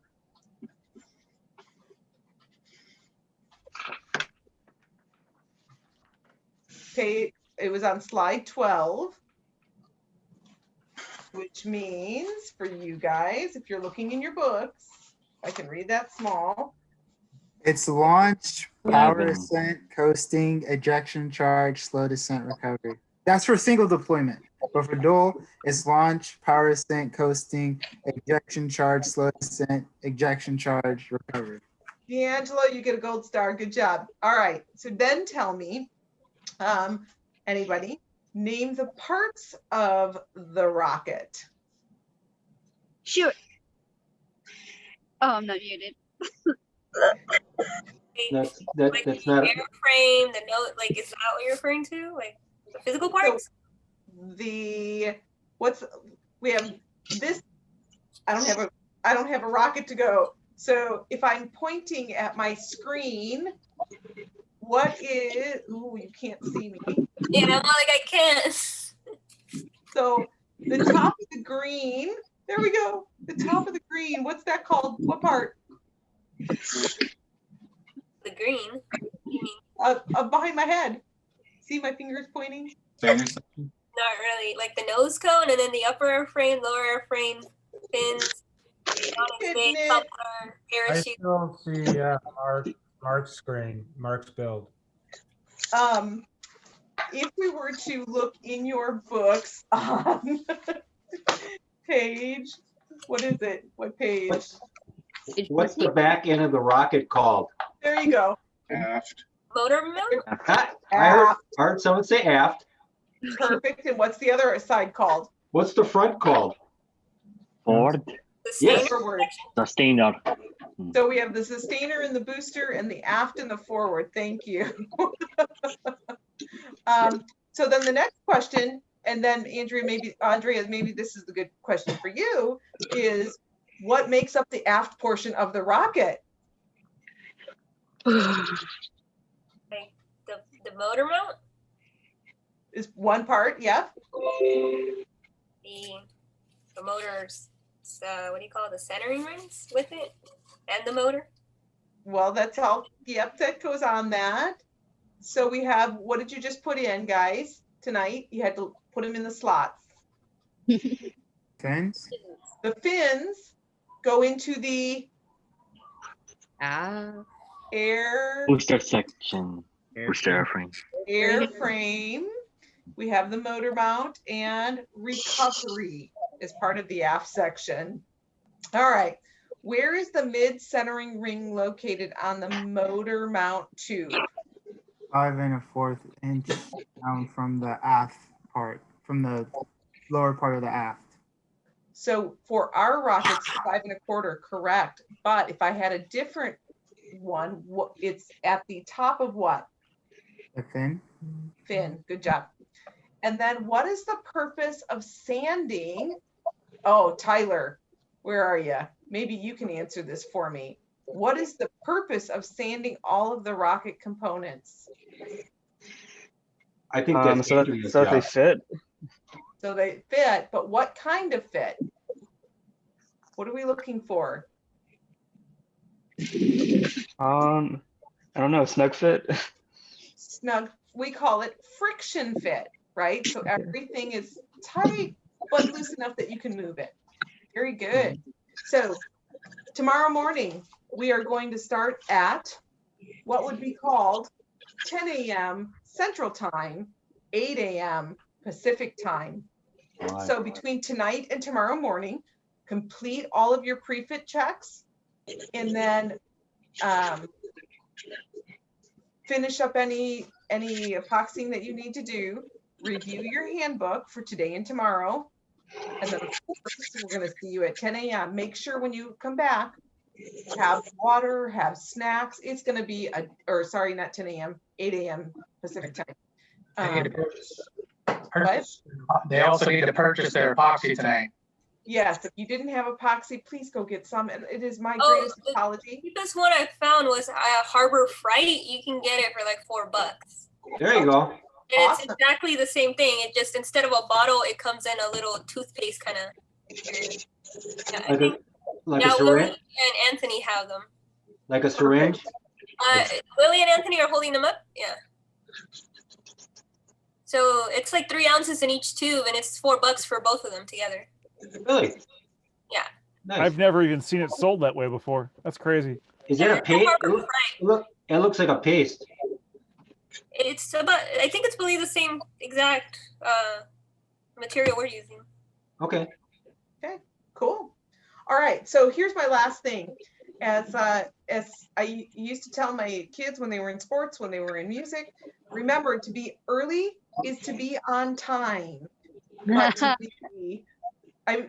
to be on time is to be late. So make sure that you are coming 10 to 15 minutes beforehand so that you can get everything set up, you're relaxed, you're good to go, even if you just have your Zoom on and, you get us going.